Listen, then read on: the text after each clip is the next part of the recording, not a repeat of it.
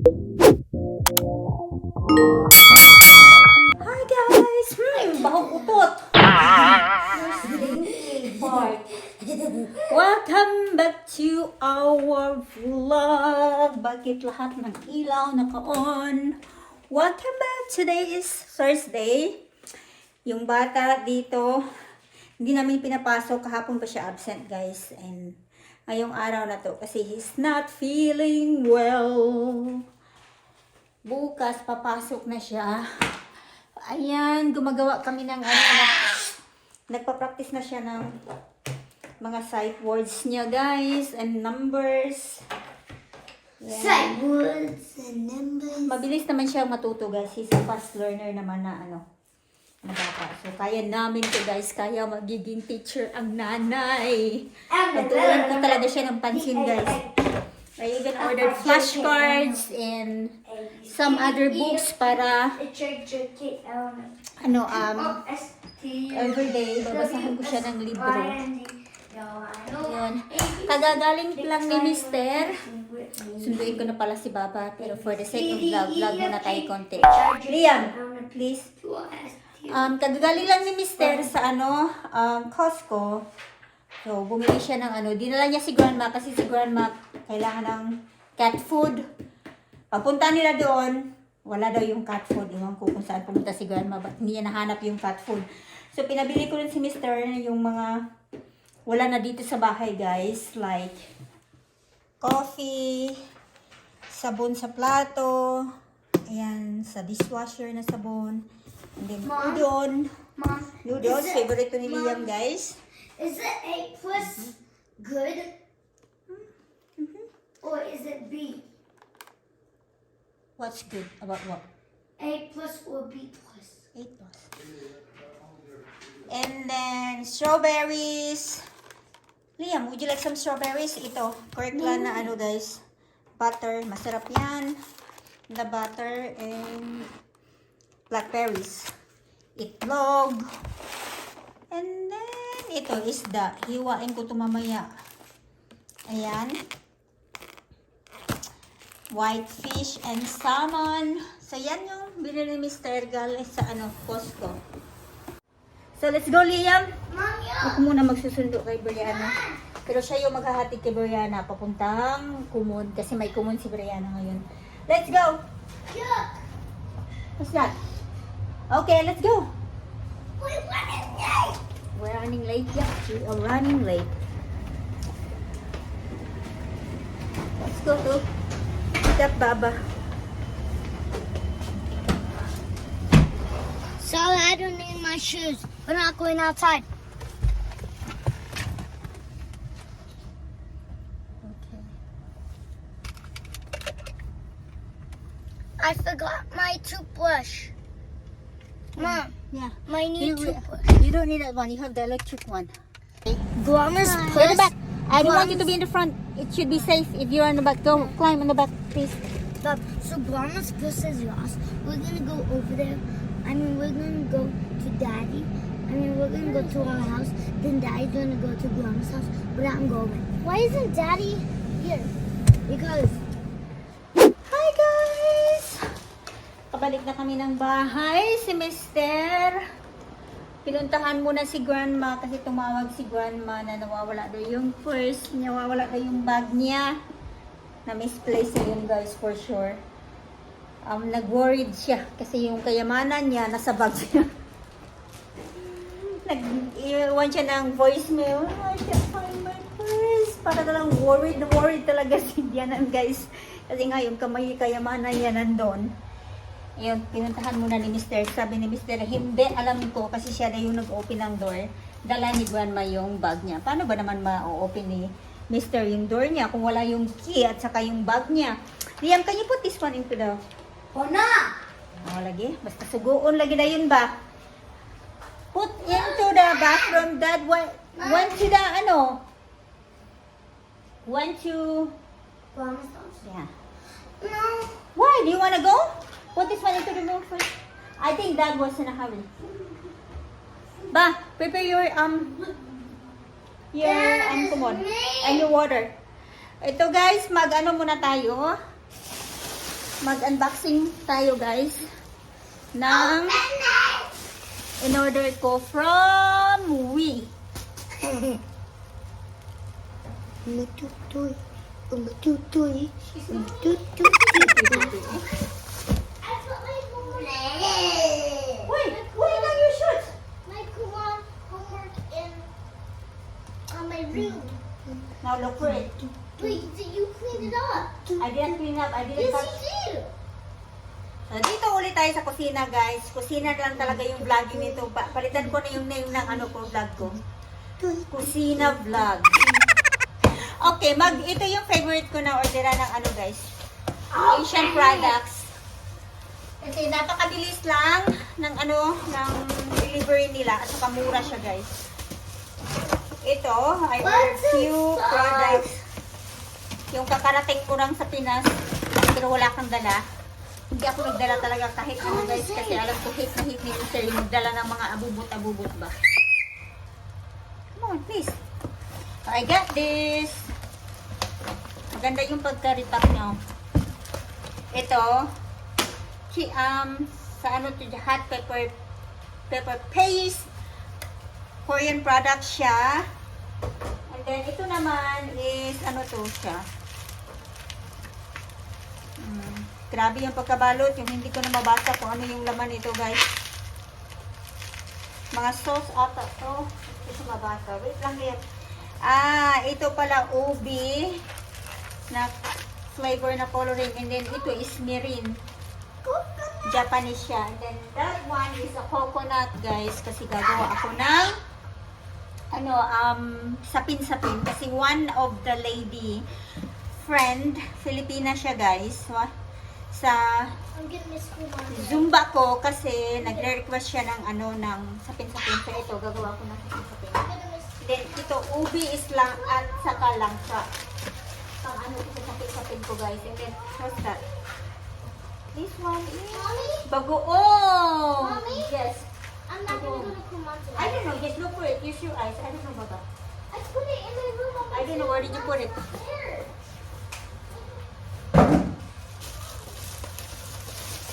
Naghanap siya ng humit. Nakikita naman niya yan. Minsan-minsan kasi, si Brianna, gano'n naman tayo, hindi ginagamit ang mata, hindi ginagamit ang bibig. Kaya sabi ko, use your eyes. Tutuan ko yan. Wala pa naman ano. And then, ito nga, kasi si Mr. bumili ng udon sa bumili din ako ng fresh na udon na noodles. Kasi alam kong favorite ng dalawang kids, guys. Gagawa ako ng sarili kong udon na bro. So, ito yan. Pahirapan yung sarili ba, gagawa ng udon bro. Pero ginugol ko siya, mabilis lang. Ayan, husya. Alam niyo, wait, may story dito sa Ingitin, guys. Kasi the last time we went back to the Philippines, 4 months ago, nag-stay kami sa Binondo. Grabe ang store nito guys, pinipilahan talaga siya. Talaga ang daming tao every day. Tapos nung bumili ako yung butchi nila napakasarap, pati yung siopaw nila, masarap talaga siya guys. Lalo na yung milk tea nila, doon talaga nag-start yung pagkahilig ni Brianna sa milk tea. Yung milk tea nila super yummy. Bumili ako ng salmon head. Ayan, salmon head yan kasi gusto kong magsigang. Bumili ako nito. Pag mag-crave ako guys, hahanapin ko lang siya sa freezer. Ayan, and then, gagawa nga ako ng ng sapin-sapin. Nag-order na ako ng dahon ng saging. Yung dahon ng saging dito guys, binibili. Hindi katulad sa atin, inaano lang natin. Kinukuha lang natin sa tabi-tabi. So, ito, I got this halibut. So, ayan. Halibut. Kasi yung mga kids ko, mahilig din sila sa So, Mama, I okay, so, play with lulutuin ko ito sa kanila. So, that's it. I play. No, not the one. This is not for this is not a boy. So, I will help your sister to find her, come on. So, mura lang to siya, guys. Ito, halibut na to. At saka pati itong salmon na to. Yung hindi nila ang na-refund nila sa akin is yung yung pomelo. Nag-order ako ng pomelo kasi favorite namin yung guys. Lalo na yung kids ko. Nung umuwi kami, yung sister ko from Davao, nagdala siya ng isang kahon na pomelo. Ay, gustong-gusto ng mga kids ko guys. Pati ako favorite ko. I think nandito na. I need to get lists. Okay, nahanap ko na yung ano niya guys. Yung kumul na bag niya. So, ilagay ko muna to sa freezer. Para magamit natin. Excuse me daw.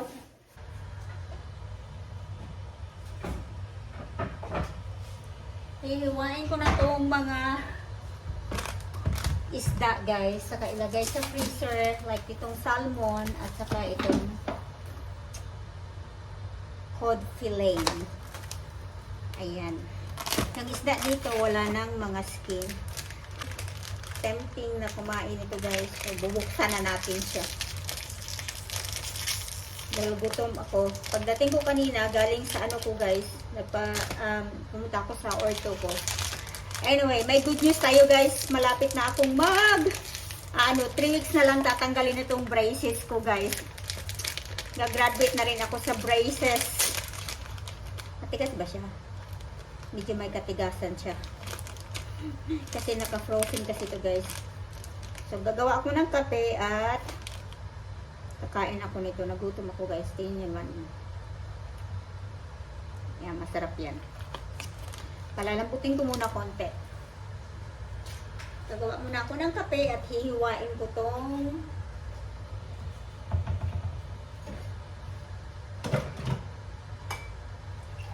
yung kape. Ubusin ko tong kape.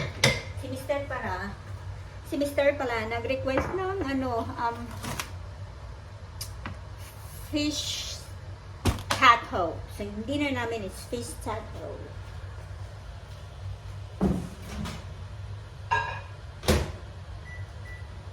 Alam yung kape namin guys, iniinit. Iniinit ko sa microwave. Feeling ko ang kalat ng bahay namin ngayon. Super. Nandito kasi si Liam kaya hindi ako makagalaw ng maayos. Yung gagawa ka ng tawag, mami, mami, mami, mami. Ayan guys, pag alam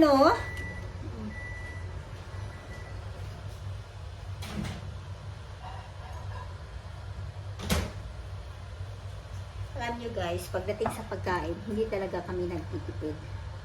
Kahit na umuwi kami ng Pinas, magbakasyon, hindi kami nagtitipid sa food. May naalala ako, may nagtanong pala, magkano daw yung ginagastos namin pag umuwi kami ng Pilipinas. Ang sagot niyan, tanawin ko kasi si Mr. Yong. Wala naman akong work, si Mr. Yong gumagastos guys. Ako lang yung taga-bili, pero siya yung taga-bayad. Hindi naman siya nagre-reklamo. Every time talaga guys, honestly, pag umuwi kami ng Pinas, nako, talagang talaga guys, gumagastos talaga ako, lalo na pagdating sa pagkain. Gusto ko yung family ko. Pagdating sa pagkain, hindi ko pinagdadamutan yung family ko guys. Gusto ko masasarap yung kinakain nila para ma-experience din nila guys yung mga kinakain ko dito ba. Kaya pagdating sa pagkain, hindi talaga ako yung kuripot sa pagkain. Gusto ko yung everyday na pagkain namin masasarap para ma-experience yung family ko guys. Kaya pag nasa Pinas ako, nag-grocery ako guys. Every week guys, kasi binibilhan ko din yung mga pamangkin ko, yung kapatid ko ng grocery. Yun. Kaya, pag umuwi kami, talagang magastos. Hindi ko na lang sasabihin kasi baka sabihin yung yung bugira ko ba, pero reality, inana jud perminti among makuan. Mahurot ka na uli na mo guys. Ang importante, nag-enjoy yung family ko, nag-enjoy ako, nag-enjoy yung mga kids guys. Yun, and yun yung last time na umuwi ako, yun ang pinaka the best kasi yun yung time na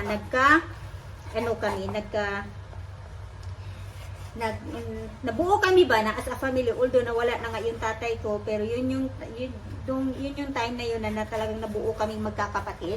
Kasi yung kapatid ko galing Solomon, umuwi. And then yung kapatid ko rin sa Bohol, and then yung kapatid ko rin sa Davao, umuwi. So yun yung pinaka-memorable na uwi ko guys, na kumpleto kaming magkakapatid. Although na nga, nawala na nga yung tatay ko. Saka pa kami na kumpleto, wala na nga yung tatay ko. So, yun. Alam ko naman na masaya yung tatay ko nakatingin sa amin. Na kumpleto yung mga anak niya. Tatawanan, kumakain kami sa sa isang lamesa. Na kumpleto ba guys? Kaming magkakapatid. O, hindi ko na inisip yung gastos. Kasi alam ko, lahat naman natuwa, lalo na ako. Yung, kasi isa yun sa mga pinapangarap ko guys, na mabuo kami ba? Yung mabuo kami magkapatid. Hirap kasi nung maliliit pa kami, buo kami, pero nung nagsipag-asawa na, lalo na yung mga kapatid kong babae, nagsipag-asawa kasi.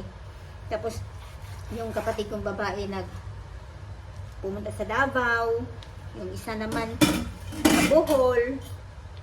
Dahil sa kahirapan sa buhay, hindi makabakasyon-bakasyon sa Pinas guys. Ay, hindi, Pinas pala. Hindi makabakasyon-bakasyon sa Padadian.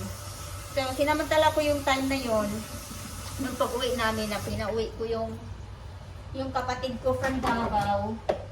And then, nagkataon din nandun nga yung kapatid ko from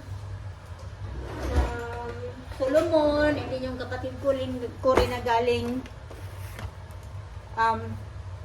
Bohol. Hindi kasi kami na buo nung magkapatid nung namatay yung papa ko, kasi yung isa kong kapatid hindi nakauwi dahil nga during pandemic pa yun guys.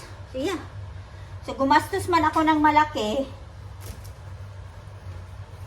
hindi ko pinanghihinayangan yun guys, kasi isa yun sa pinaka the best na vacation ko nung umuwi kami ng mga bata, pati si Mr. Isa yun sa pinaka the best na bakasyon namin guys, kasi nabuo kaming magkapatid. Na-surprise ko yung nanay ko nung birthday niya. Yun, sana maulit yun guys, no? Kasi iba talaga yung feeling na buo kayo magkapatid, na hindi man kami mayaman, at least nagkasundo-sundo kami guys. May mga bagay man na kunting mga alitan, at least wala na yun guys, or yung tampuhan. Wala yun guys nung kami, wala kaming ginawa kundi tawanan, kainan, yun yung namin guys. So yeah. So ito, muna ako mahaba na naman yung vlog natin sa kusina vlog. Liligpitin ko muna tong ay, hindi, magsasalmon pala yung dalawang kids. Nakakainin ko sila ng salmon with vegetables. Kami ni Mr. Fish taco.